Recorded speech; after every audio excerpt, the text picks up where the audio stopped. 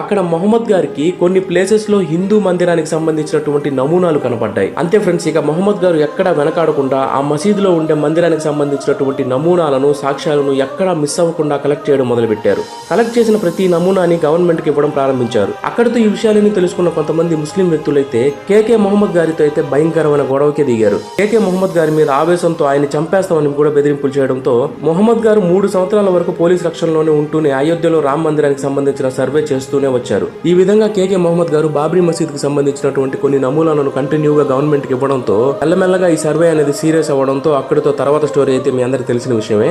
మసీదు మీద దాడి, ప్రాణ నష్టం, కోర్టు జోక్యం, రామ మందిర నిర్మాణానికి అనుమతి, మసీదు కోసం 4 ఎకరాలు ఇవ్వడం, ఇలా చూస్తే అలా జరుగుతూ పోయి చివరికి జనవరి 22న శ్రీరామ మందిర నిర్మాణం కూడా జరిగిపోయింది. కానీ ఆయన ఈ ఒక్క టెంపుల్ నే కాదు, దాదాపు 100 టెంపుల్స్ ని రీకన్స్ట్రక్ట్ చేశారు కూడా. మొహమ్మద్ గారు మీ ప్రాణాలను రిస్క్ లో పెట్టి మరి 100 టెంపుల్స్ ని రీకన్స్ట్రక్ట్ ఎందుకు